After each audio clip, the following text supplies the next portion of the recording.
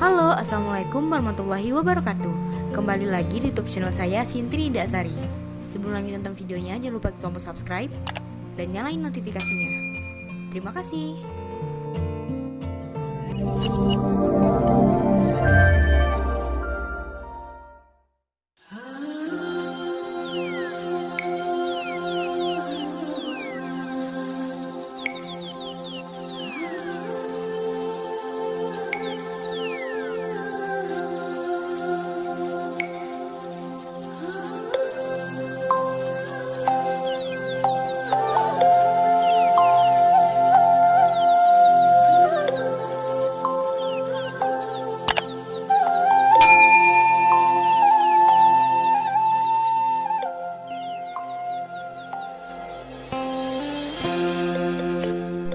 Indonesia adalah salah satu negeri yang menjadi daerah persebaran daerah tropika yang secara geografis berada di sekitar ekuator, yaitu dibatasi oleh dua garis lintang 23,5 derajat lintang selatan dan 23,5 derajat lintang utara. Oleh sebab itu, tidak heran apabila negara beriklim tropis ini akan memiliki lahan yang banyak ditemui hutan yang selalu basah atau lembab, yang disebut hutan hujan tropika atau sering juga disebut sebagai hutan hujan tropis, khususnya hutan di Kalimantan.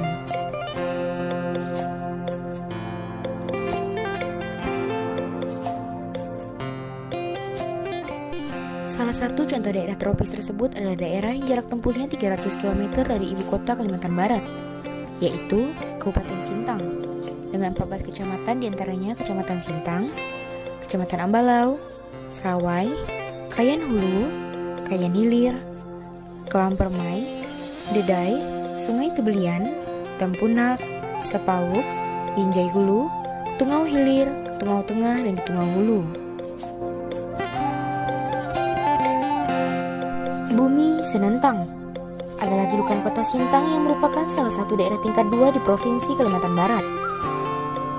Ibu kota kabupaten ini terletak di kota Sintang dengan luas wilayah 21.635 km persegi dan berpenduduk sebesar 413.369 jiwa.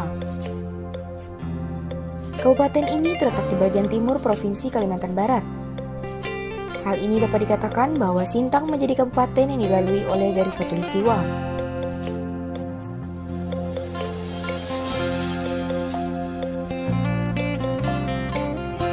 Kabupaten Sintang yang dilalui oleh dua sungai besar yaitu Sungai Kapuas dan Sungai Mawi, serta dua sungai kecil yaitu Sungai Ketungau dan Sungai Kayan, dan memiliki 19 air terjun yang tersebar di 7 kecamatan ini, termasuk beriklim tropis, dan dikenal sebagai daerah penghujan dengan intensitas tinggi. Dilihat dari topografinya, hal ini dikarenakan sebagian besar wilayahnya merupakan daerah perbukitan, yaitu sebesar 53,50%. Intensitas curah hujan yang cukup tinggi ini dapat juga dipengaruhi oleh keadaan daerah yang berhutan tropis dan disertai dengan kelembapan udara yang cukup tinggi. Dilihat dari tekstur tanahnya, sebagian besar daerah Kabupaten Sintang terdiri dari tanah latosol, potsolid, dan sedikit ditemui jenis tanah organosol.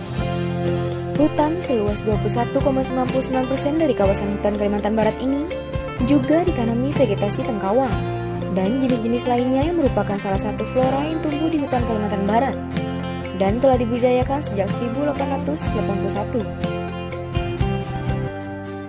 Seiring berjalannya waktu, terjadi suatu usaha pemanfaatan lahan dari waktu ke waktu untuk memperoleh hasil. Dengan luas wilayah sebesar 2.163.500 hektar, penggunaan lahan Kabupaten Sintang sangat beragam, mulai dari pemanfaatan lahan untuk peternakan, seperti peternakan babi, sapi, kerbau, kambing, hingga unggas.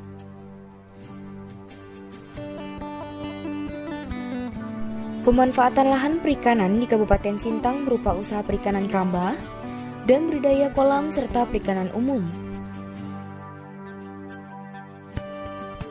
Pada pemanfaatan lahan pertanian, subsektor tanaman pangan yang potensial di Kabupaten Sintang terdiri dari padi, palawija, sayur-sayuran, dan buah-buahan.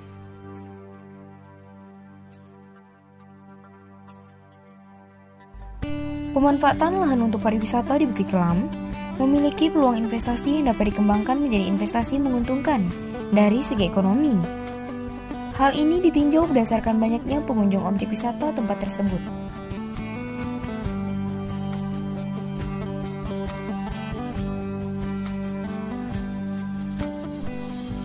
Dan yang tak ketinggalan merupakan pemanfaatan lahan untuk perkebunan. Sawit dan karet jadi komoditi unggulan kabupaten ini. Perkebunan karet dan sawit yang ada di Kabupaten Sintang membentang dari kecamatan satu ke kecamatan lainnya.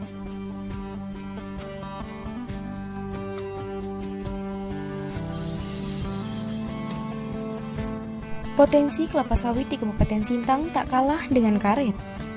Saat ini, ada 166.000 hektar sudah tertanam kelapa sawit. Perkebunan kelapa sawit di Sintang merupakan perkebunan terluas di Provinsi Kalimantan Barat.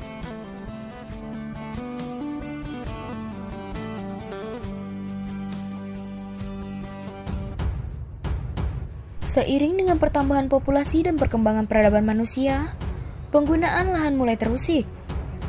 Keterusikan ini akibat pertambahan jumlah penduduk, penemuan dan pemanfaatan teknologi, serta dinamika pembangunan.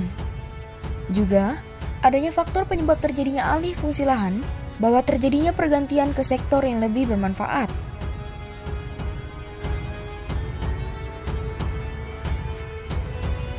Dengan adanya pemanfaatan lahan ini, terjadi pula alih fungsi lahan. Mulai dari pembangunan infrastruktur, jadi prioritas sebagai upaya meningkatkan daya dukung investasi.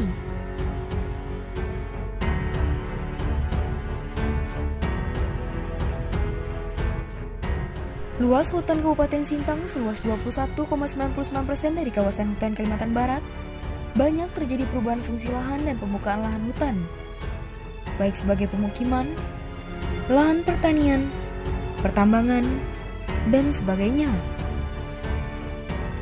Hal ini terjadi dan saya alami sendiri. Alih fungsi lahan menjadi lahan pemukiman, jelas nyata saya rasakan. Baiklah, saya berada langsung di tempat lokasi terjadinya alih fungsi lahan. Dulunya tempat saya berdiri ini merupakan hutan lebat yang berbatasan dengan hutan lindung. Namun hutan lindung belakang ini masih lestari dan masih dijaga. Dulunya tempat saya berdiri ini sewaktu saya kecil merupakan hutan lebat yang banyak ditumbuhi pepohonan. Namun, seiring berjalannya waktu, tidak dapat dipungkiri perubahan-perubahan itu tetap ada. Seperti yang kita bisa lihat sekarang, yang dulunya hutan, sekarang banyak berubah menjadi tempat pemukiman masyarakat.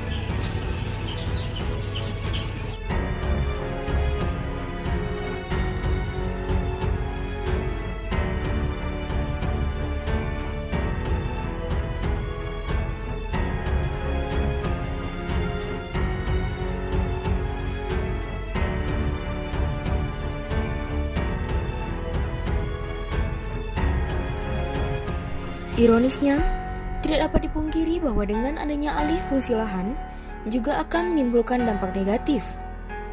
Di antaranya,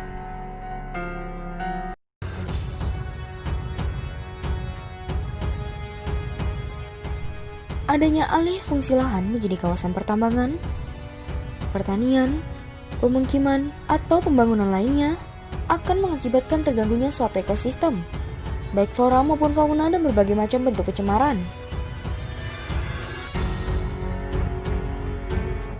Adanya pertambangan emas tanpa izin membuat air sungai yang ada di Kabupaten Sintang mengalami pencemaran. Hal ini sangat dirasakan oleh masyarakat, terutama yang mengandalkan air sungai sebagai pemenuh kebutuhan hidup sehari-hari.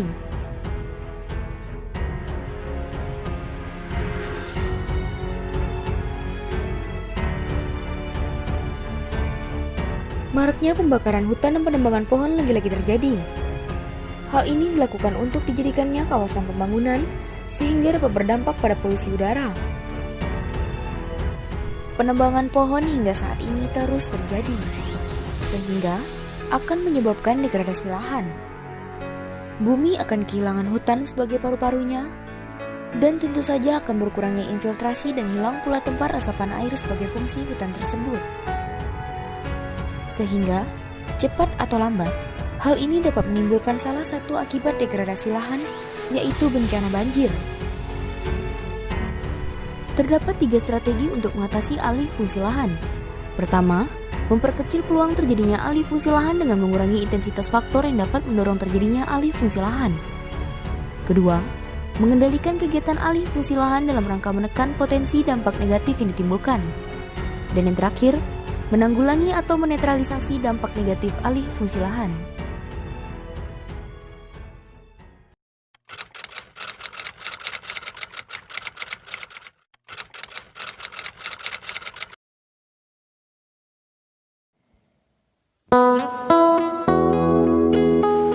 Sekian yang dapat saya sampaikan mengenai pemanfaatan lahan dan alih fungsi lahan yang terjadi khususnya di Kabupaten Sintang.